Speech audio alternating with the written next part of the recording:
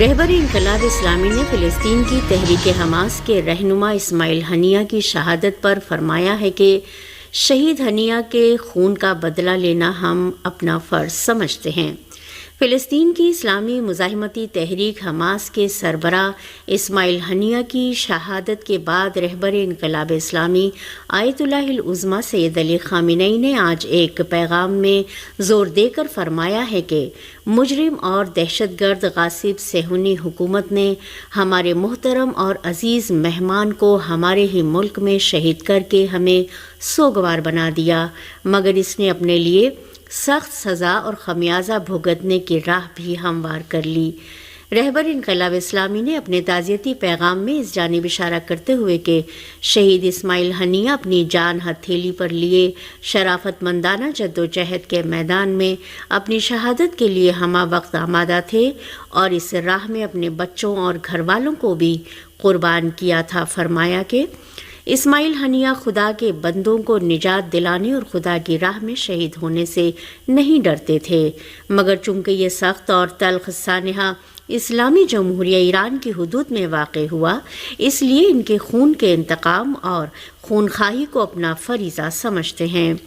رہبر انقلاب اسلامی آیت اللہ العظمیٰ سید علی خامنئی نے اپنے تعزیتی پیغام میں فلسطین کی اسلامی مزاحمتی تحریک حماس کے رہنما اسماعیل ہنیہ کی شہادت پر امت مسلمہ استقامتی محاذ اور فلسطین کی شجاع و بہادر اور سرفراز قوم اور خاص طور سے شہید اسماعیل ہنیہ کے اہل خانہ اور لواحقین کو تعزیت پیش کی اور بارگاہ خداوندی میں ان کی ارواح کے درجات کی بلندی کے لیے دعا فرمائی۔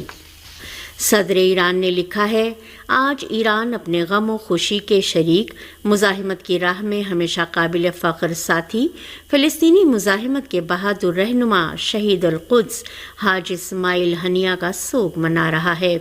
کل میں نے ان کے فاتح ہاتھ کو اٹھایا اور آج انہیں کاندھا دینا ہوگا۔ صدر نے اپنے پیام میں لکھا، شہادت مردان خدا کا ہنر ہے۔ ایران و فلسطین کی قوموں کا تعلق پہلے سے بھی زیادہ مضبوط ہوگا اور مظلوموں کے دفاع کی راہ پر پہلے سے زیادہ مضبوطی کے ساتھ قدم آگے بڑھائے جائیں گے۔ ایران اپنی عرضی سالمیت، عزت، حیثیت اور فخر و شرف کا دفاع کرے گا اور دہشت گرد غاصبوں کو اسماعیل ہنیہ کو شہید کرنے کے اس بزدلانہ اقدام پر پچھتانے پر مجبور کر دے گا۔ اسماعیل ہنیہ کی شہادت پر ایران میں 3 روزہ عام سوگ کا اعلان ہوا ہے۔ حماس کے ہر دل عزیز رہنما اور استقامتی محاذ کے مجاہد اسماعیل ہنیہ کو قدس کی غاصب اور جابر صہیونی حکومت نے اپنے راستے سے ہٹانے کے لیے کل آدھی رات کو ایک بزدلانہ کارروائی کرتے ہوئے تہران میں شہید کر دیا۔ ایران کی حکومت نے اسماعیل ہنیہ کی شہادت پر پورے ملک میں بدھ، جمعرات اور جمعے کے روز عام سوگ کا اعلان کیا۔ اسماعیل ہنیہ کی تشییع جنازہ جمعرات کو تہران میں ہوگی۔ 7 اکتوبر سے اب تک اسماعیل ہنیہ کے خاندان کے درجنوں افراد کو شہید کیا جا چکا ہے۔ حماس کے مطابق 7 اکتوبر سے اب تک اسماعیل ہنیہ کے خاندان کے 60 سے زیادہ افراد شہید ہو چکے ہیں۔ غزہ میں مقیم اسماعیل ہنیہ کے خاندان کے کئی افراد کو اسرائیل نشانہ بنا چکا ہے۔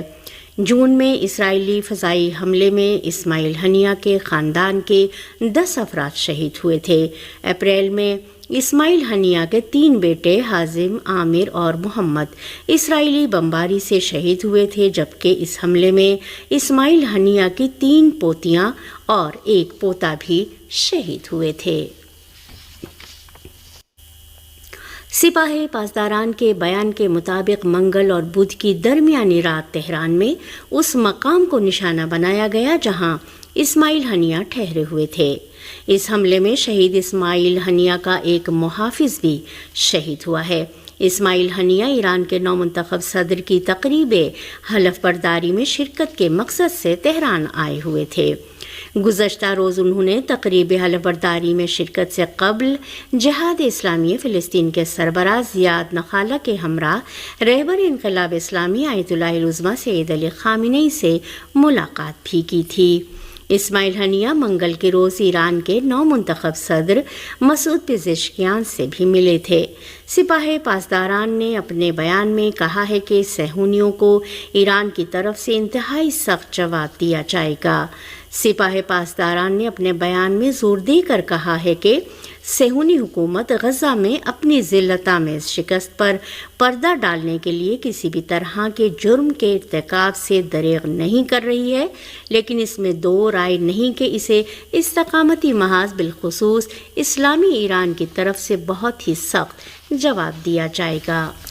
لبنان کے عبوری وزیر اعظم نجیب میقاتی نے واقعے کی شدید مذمت کرتے ہوئے اسے ایک خطرناک اقدام سے تعبیر کیا اور کہا کہ اس وقت تل ابیب کے جرائم کا مشاہدہ کر رہے تمام دنیا والوں سے مطالبہ کرتے ہیں کہ وہ اسے بین الاقوامی ضابطوں کی پابندی پر مجبور کریں۔ حزب اللہ لبنان نے اسماعیل ہنیہ کو ایک عظیم، شجاع اور سچا کمانڈر قرار دیتے ہوئے گہری تعزیت پیش کی ہے۔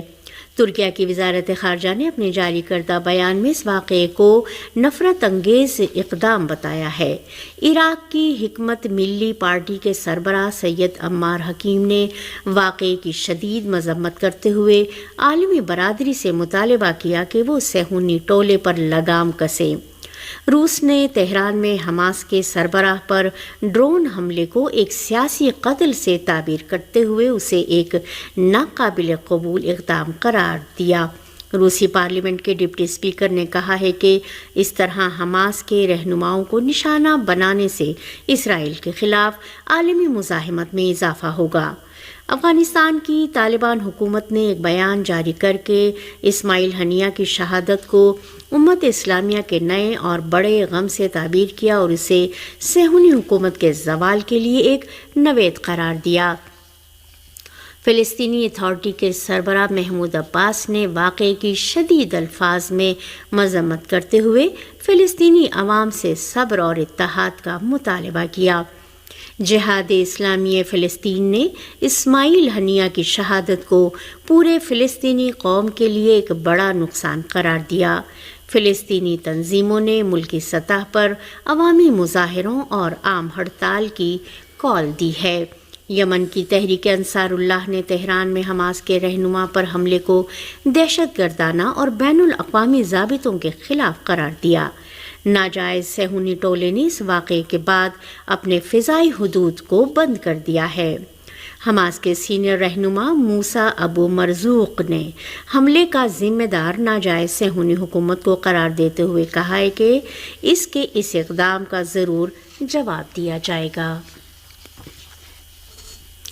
پاکستان کی وزارت خارجہ نے تہران میں حماس کے سربراہ اسماعیل ہنیہ کے قتل کی مذمت کی ہے۔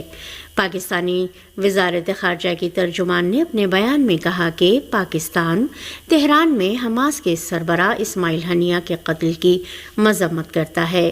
انہوں نے کہا کہ پاکستان کی حکومت اور قوم حماس کے سیاسی ونگ کے سربراہ جناب اسماعیل ہنیہ کے اہل خانہ اور فلسطینی عوام سے تعزیت کا اظہار کرتے ہیں۔ ترجمان نے کہا کہ پاکستان ہر طرح کی دہشت گردی کی مذمت کرتا ہے۔ پاکستان ماورائے عدالت اور ماورائے علاقہ سرحد کسی بھی دہشت گردی کی مذمت کرتا ہے۔ ہمیں اس حملے کے وقت پر شدید حیرت ہے۔ پاکستان کی سیاسی اور مذہبی جماعتوں نے بھی اسماعیل ہنیہ کی شہادت کی پرزور الفاظ میں مذمت کی ہے۔ امیر جماعت اسلامی پاکستان نے حماس کے سربراہ اسماعیل ہنیہ کی شہادت پر رد عمل کا اظہار کرتے ہوئے کہا ہے کہ اسرائیل اور اس کے سرپرستوں کو اس ظلم کی قیمت چکانا ہوگی۔ جماعت اسلامی پاکستان کے امیر حافظ نعیم الرحمن نے اپنے بیان میں کہا ہے کہ جنگ اب غزہ تک محدود نہیں رہے گی، نئی صف بندی ہوگی۔ ان کا کہنا تھا کہ اسماعیل ہنیہ نے دنیا کی ظالم ترین طاقتوں کا مقابلہ کیا۔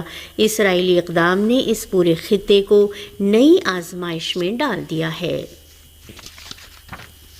شہید اسماعیل ہنیہ نے اپنی پوری زندگی صہیونی قبضے کے خلاف جدوجہد کرتے ہوئے گزاری اور آخرکار انہوں نے اپنی دیرینہ آرزوئے شہادت کو پا لیا۔ اسماعیل ہنیہ کا پورا نام اسماعیل عبدالسلام احمد ہنیہ اور ان کی کنیت ابو العبد تھی۔ وہ 29 جنوری 1963 کو اشاتی کیمپ میں پیدا ہوئے۔ ان کا خاندان بے گھر ہونے سے پہلے اسقلان کے ایک گاؤں الجورہ میں رہائش رکھتا تھا۔ انہیں 6 مئی 2017 کو خالد مشعل کی جگہ حماس کے سیاسی دفتر کا سربراہ بنایا گیا اور انہوں نے صہیونی قبضے سے فلسطین کی آزادی کی ایک طویل جدوجہد کے بعد جام شہادت نوش کیا۔ اسماعیل ہنیہ 1988 میں حماس کے سیاسی رہنما شیخ احمد یاسین کی جانب سے حماس کی تشکیل کے ساتھ ہی اس میں شامل ہو گئے اور جلد ہی ان کا شمار حماس کے اہم رہنماؤں میں ہونے لگا اور وہ شیخ احمد یاسین کے قریبی ساتھیوں میں سمجھے جانے لگے۔ 1988 میں پہلی انتفاضہ تحریک میں شرکت کرنے پر صہیونی حکومت نے ان کو گرفتار کر لیا اور وہ 6 ماہ تک صہیونی جیل میں قید رہے۔